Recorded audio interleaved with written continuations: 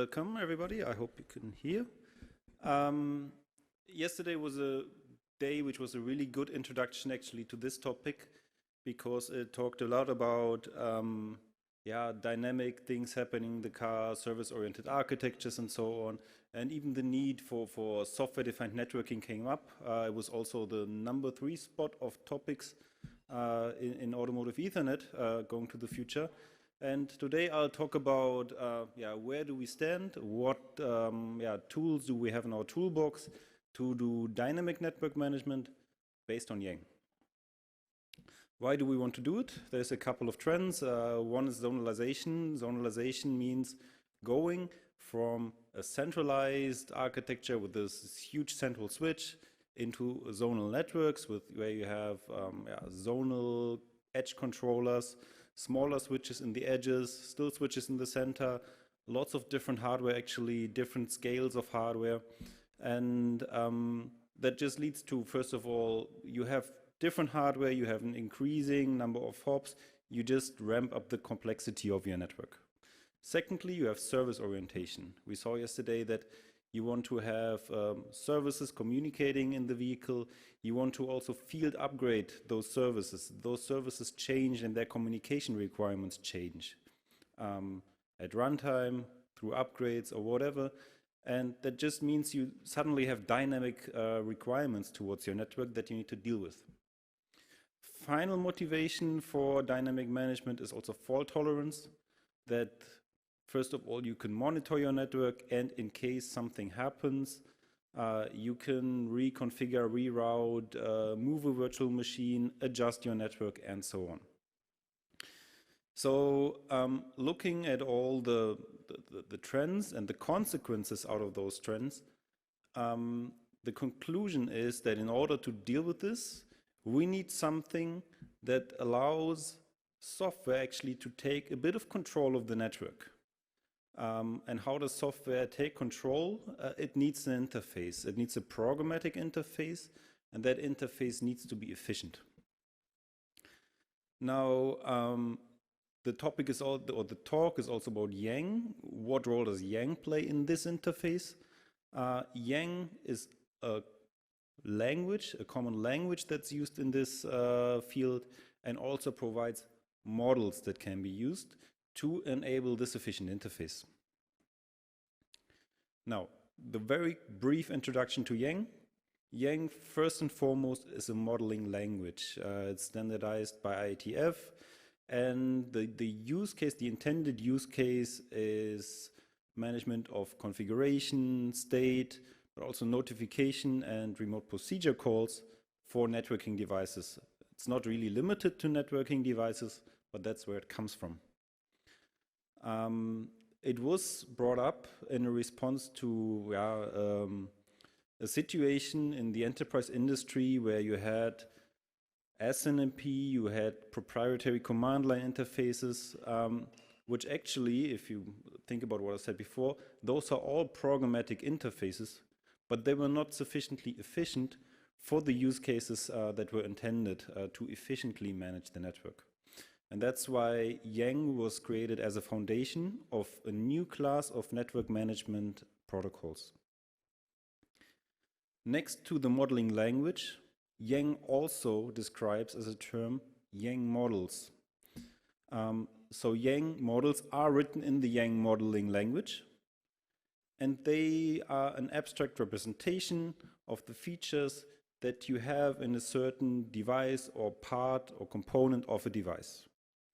Those are typically provided by standardization bodies for standard features like IETF and IEEE and other bodies, but also in addition for features that are not standardized, you get models from all the big vendors of the big networking equipment.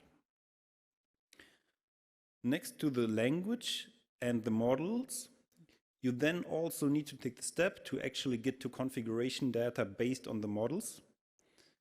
And those data instances can be transferred to the networking devices using SDN protocols like netconf or restconf, and that was basically designed hand in hand. So,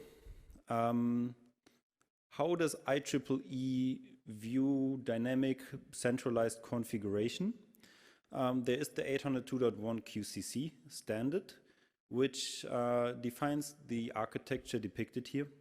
So obviously in your network you have a set of talkers and listeners, and they communicate over a number of hops, of bridges or switches, however you want to call it. Now, the management of those bridges, switches in a centralized architecture is done by one logical entity.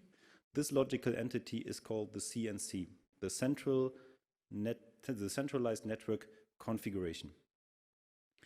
The requirements of what the talkers and listeners want to do, they are not communicated directly to this CNC. But as you can see in this architecture, there's also a block called the CUC, the Centralized User Configuration, which accumulates all the requirements from talkers and listeners. And then using this interface, which is described in the standard as the User Network Configuration Info, or TSN UNI, this information is provided to the CNC, and the CNC then takes the action to configure the switches. So logically, in a fully dynamic scenario, how it would work is, first of all, the CNC discovers the topology, a step you can probably omit in auto.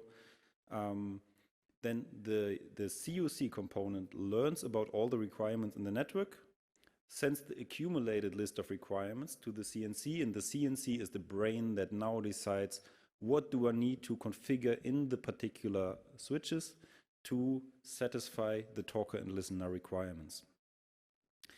The 802.1 QCC standard describes this architecture, but actually this TSN UNI is defined in another draft standard, which is QDJ.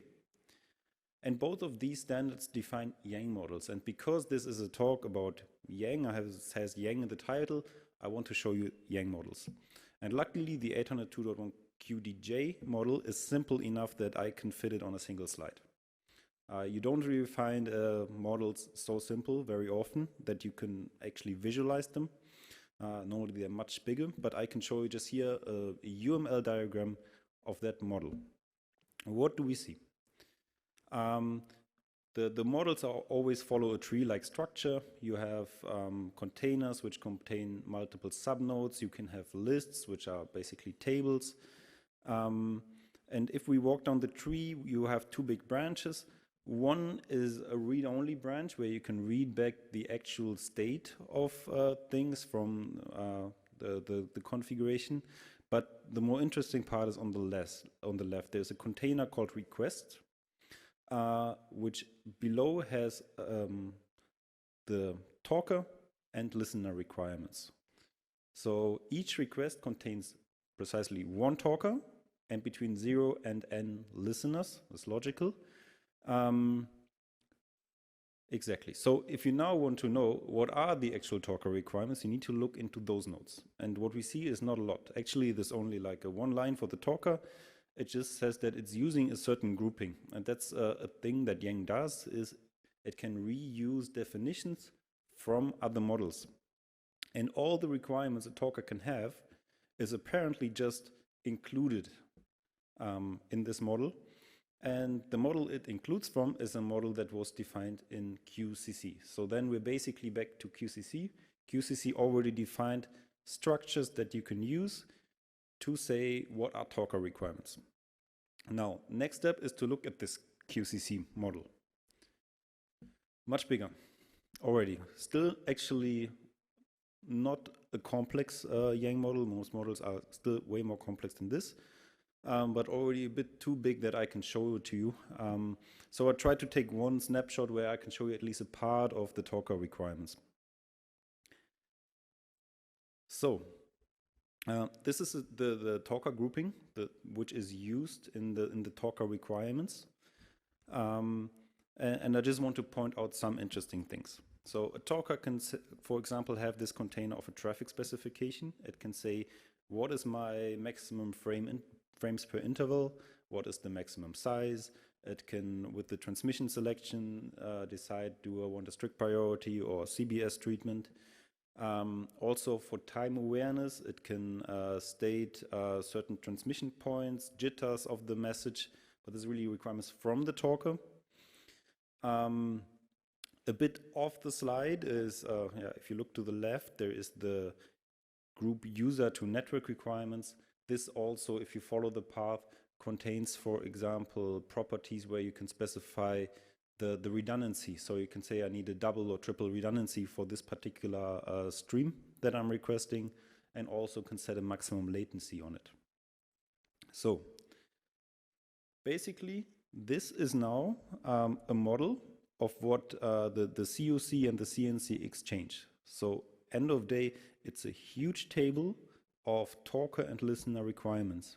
And it's like a database of everything that is going on in your network. And out of that database, the CNC can derive the configuration of the network. Now, so far, I really only talked about this link between COC and CNC, but there is, of course, this entire management plane where the CNC manages all the switches. So what about this? Of course, there's also Yang models for it. And I try to just give a little bit of an overview. What is there, what is not there, what's still in progress. So there's two slides. First slide is Yang models, which are final. Second slide is draft models. It's always just a bit partial. There's more, but I try to pick out the interesting stuff for this audience. So the first published Yang model is actually the one we just looked at from the QCC project called TSN Types. Second, there was the QCP project, which gave the Yang model of a bridge, so a switch at the end of the day. This also includes some type files, which, for example, includes type definitions for VLAN IDs, MAC addresses, all the basics you need that we will also need to use and import in other models. The asynchronous traffic shaping project also already had Yang in scope. Interestingly, also, in addition to ATS, has the stream filters and gates inside, which is more like a QCI feature. But sometimes, it's a bit mixed between the projects because one project needs definitions from the other, logical functions. So the model is included there already. Connectivity and fault management. There's, of course, also models for PNAC, .1x, but also standards which are not .1. For example, 802.3 also created a Yang model for the Ethernet interface itself. Next is what's in draft, and this is where we find most of the TSN standards.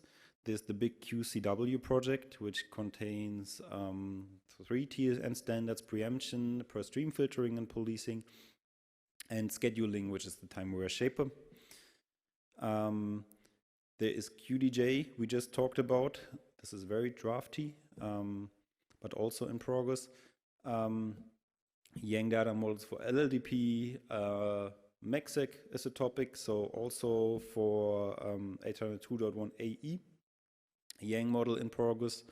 AS is a bit of a more tricky topic because what's currently in progress is the standardization of a 1588 Yang model, and 802.1 AS, there is a PAR for creating a Yang model, but that's essentially waiting for the input from 1588 because AS is a profile of 1588.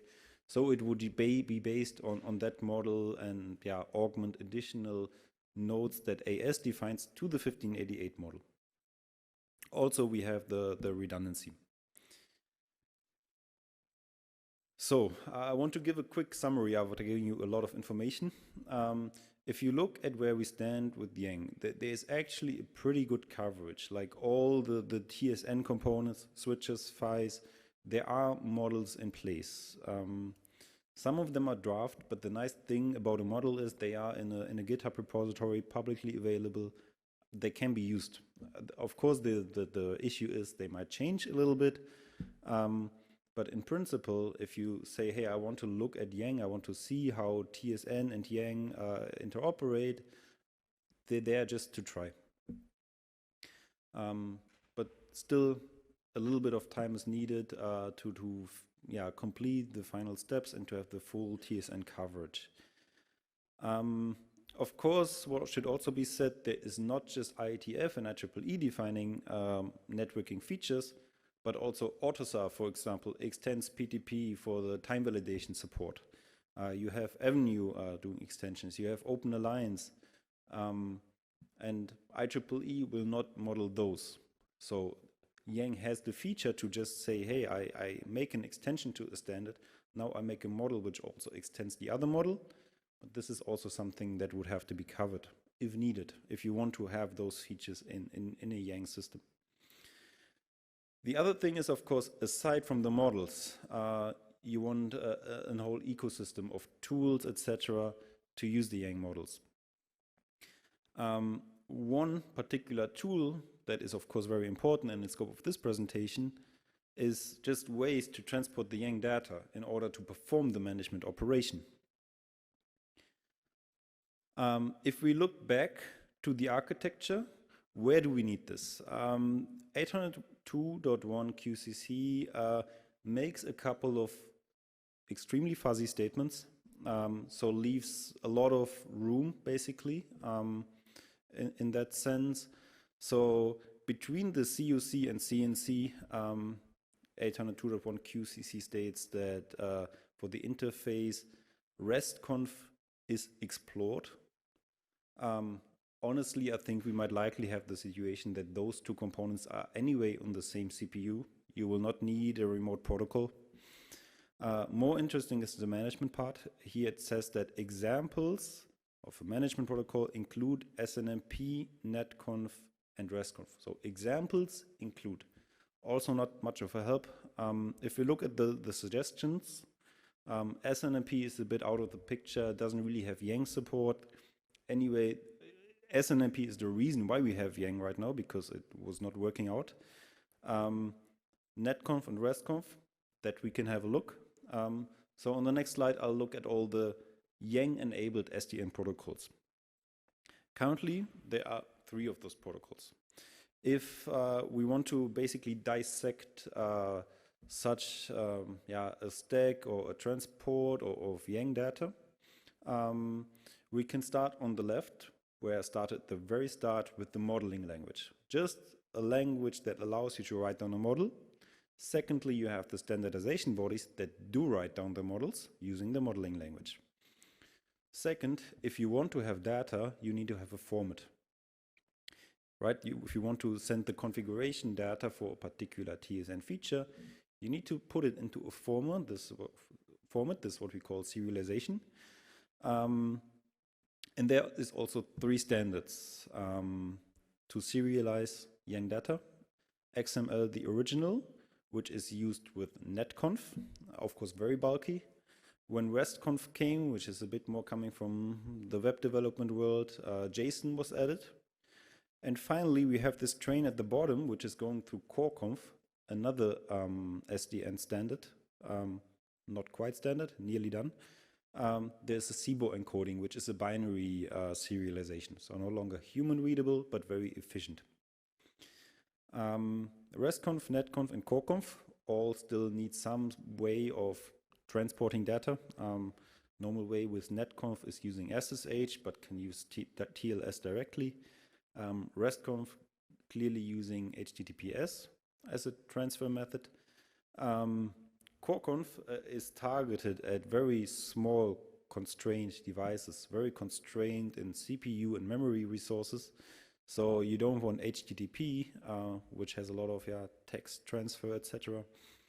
What this standard does, it is using CoAP, as called Constrained Application Protocol. It's coming from the IoT world, which can be seen a bit like a binary version of HTTP. It follows the REST paradigm, but is completely binary, really tailored to both SIBO encoding, etc. And also can just be used on DTLS or UDP, so no need for TCP. Again, just having this tabular overview, you can see NetConf has been around the longest. It's been standardized, fully standardized in 2006 already. That means also you have a big ecosystem, etc., years of experience with support on that. RESTconf, on the other hand, relatively new. 4 years ago, the standards was finished.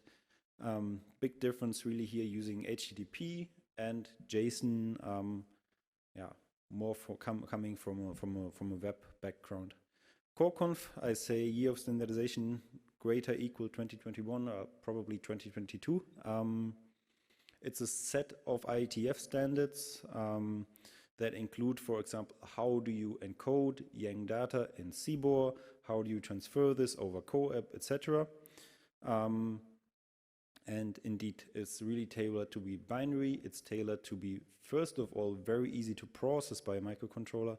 Secondly, to have very small payload sizes.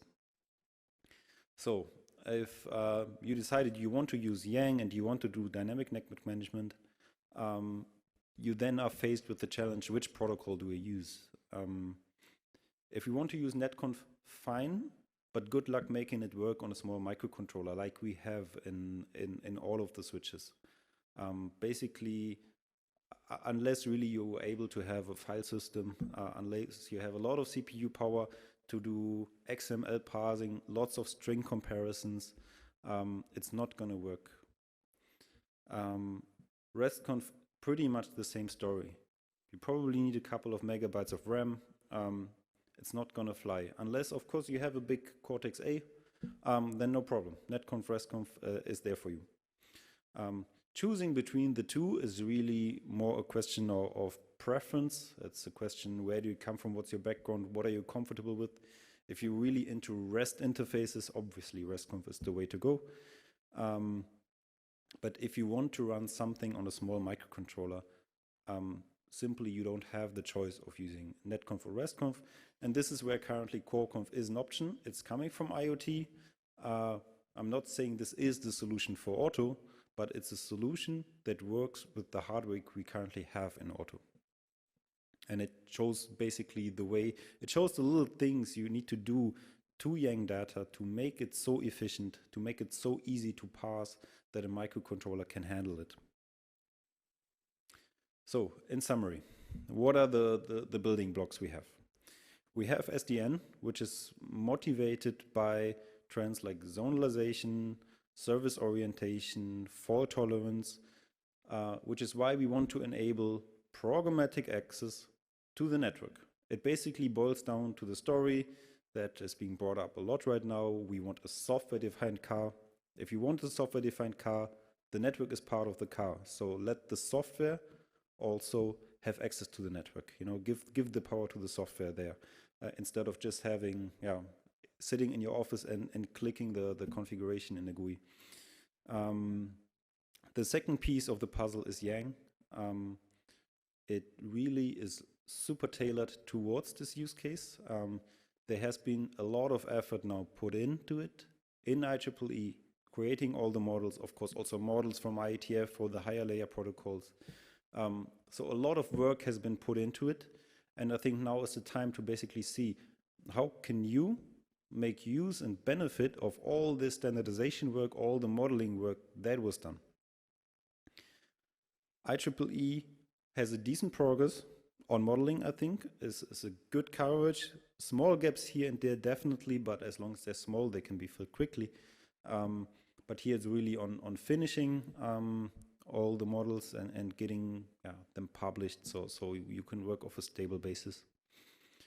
SDN and Yang is a mix that was basically designed together, and there is available a wide range of protocols, even scaling all the way down to microcontrollers. And I know that it is possible to do this on a microcontroller. What are the next steps? We need to define what are actually the use cases in auto, and I think that would still be a question mark for you still. Do I really need to have a dynamic management? We saw motivations yesterday for it, why you might be faced with such a dynamic network. Close the gaps in models wherever it's needed. That's depending on the use cases. If you know what you want to use it for, you know what do you need, and you can match it with what's available. And then finally, also it needs a lot of infrastructure. So tools, integration, etc., for it to be successful. So with that, I'd like to thank you for your attention, and I'm looking forward for some questions. Okay, thank you, Christian. I know we already have one question, but I put one first. What was your motivation to look at this? The motivation at the end of the day is managing a really complex portfolio of different hardware. And of course, I mean, we know our customers face this issue because they get the hardware from many different vendors. But even if you look at NXP, we don't just provide switches, we also provide big microcontrollers, small microcontrollers, all with networking equipment. So having a way to really easily configure all of this would really ease everybody's life. Mm-hmm. And there needs to be a specific automotive profile then, or would that be part of DG again? Oh, sorry, I didn't want to take your question ahead. Yeah, I mean, I hinted at it. That there is CoConf, and it's working. The question is, do you now want to introduce CoAP into your vehicle? Do you want to use an existing protocol that you have in auto to transport Yang data? I mean, do you want to use Yang data even? I think those are open questions that I cannot answer as a silicon provider, but that, yeah, the industry needs to hopefully agree on, and then it can be moved forward. Max, we have your question then. To let the guys know to turn on the microphone. My question would be, how does this relate to ARXML? And actually, Marcus is going to get the same question later on, sort of on the reverse. Don't we have, well, couldn't we have a lot of this in ARXML, and would it be more useful there? Correct. So ARXML at the end of day is also a modeling language like Yang is. AUTOSAR defines configuration models. Like Yang does. So in that sense, it's very similar. Of course, where this falls short a bit is, first of all, the state where we are in AUTOSAR and TSN support in AUTOSAR. I haven't seen it. But then also you want to scale it all the way up to Linux systems, etc. So there, it's nice to have a more abstract model. And the IEEE models surely are a little bit more abstract than the AUTOSAR models. But I think it's a 100% correct question, and we need to bridge that gap somehow. I've also mentioned at some points, you can probably, I mean, you cannot convert a Yang model to ARXML, because Yang has so many features that are not supported in ARXML. The other way around, I think, yes. But then also, if you want to do dynamic network management, do you want to send around ARXML data? Do you want your microcontrollers to pass ARXML, XML? Also not. No, this is not XML. This is CBORD coded, right? Yeah. So I'm not sure we need it in the automotive profile, but I'd like to have the discussion in .1DG. Thanks so much. Welcome. Okay. Thank you too. I'm not seeing any other questions. There are none online as far as I know. Then thank you, Christian, for your presentation. Okay.